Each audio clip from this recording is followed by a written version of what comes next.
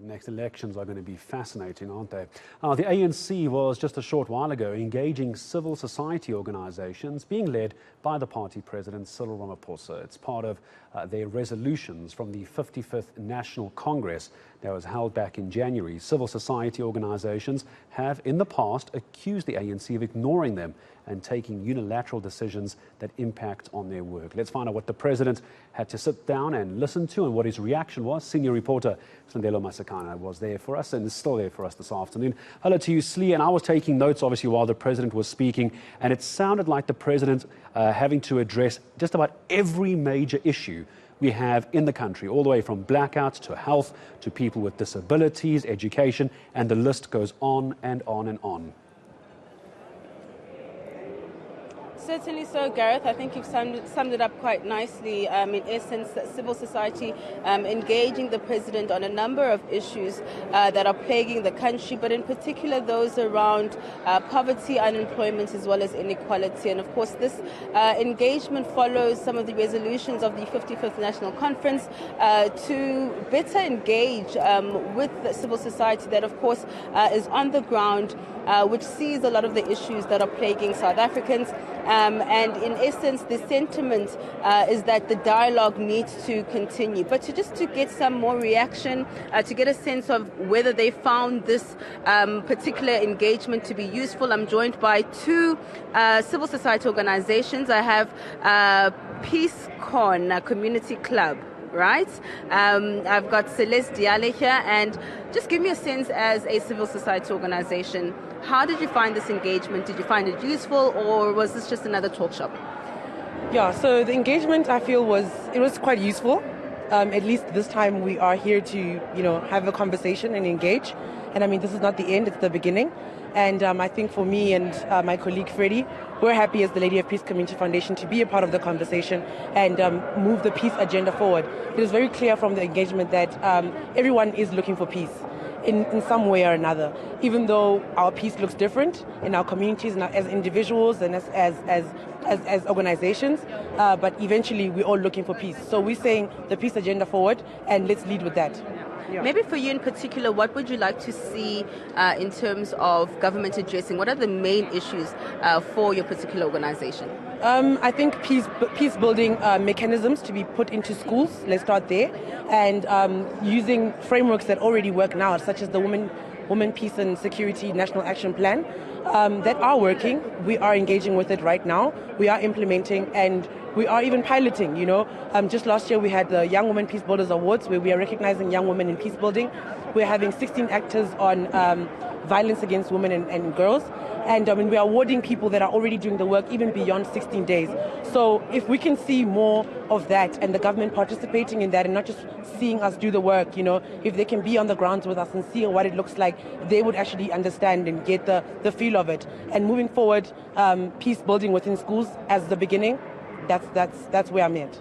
Yeah. Thank you, Ms. Diale. Thank you so much. All right, I'm going to bring in another organization now, Gareth. I'm going to bring in Black Women Caucus. Maybe just give me a sense as your organization. How did you find this engagement? Did you think it was useful? And do you think it's the beginning of, perhaps more dialogue around the matters that are affecting South Africans? Thank you very much. My name is Oamukhetwi. I am from Black Women Caucus. I am also the coordinator of Black Girls in Caucus, which is the high school division of Black Women Caucus. So I felt today's engagement to be very informative. However, I do feel that we still need more inclusion of young people, because we're working towards and we're having discussions about, a future that most of the people that are on the panel, or rather people that were in this room today, will not, live to attest to a lot of things that they are speaking about. However, as an organization, I do feel that there's still more to come. And this is not only, something that we just come, and sit down and listen to discussions. We also then need to go back to our constituencies as well to educate people about a lot of things that they don't know about. As Black Women Caucus, because we work with a lot of young and older women, it is important that we teach them, different ways of understanding gender-based violence as well as the language barriers as well. So I feel like today's discussion was very informative. But like I did say, we still need a lot of young people speaking about the future that they are going to live in. And perhaps as Black Women Caucus, what are the main issues that you want to see government addressing urgently? So basically, our key priority is basically unemployment.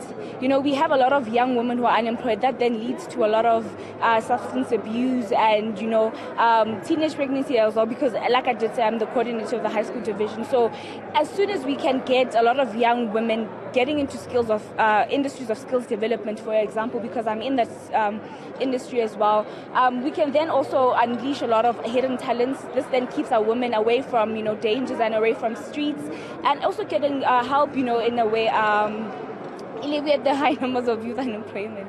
Thank you so much. Sure. All right. Two representatives from the civil society organizations who were part of the discussions, but let's just take a listen to some of what the president had to say during his address. There is no policy in government to destabilize NGOs. In fact, NGOs play an important role in our architecture as government. Last year, we held a civil society summit, and many of you would have been there. I certainly know that Tulani was there, played a big role, and a few of you. So we do not have a policy that destabilizes or destroys NGOs. What we do have, however, is a big challenge.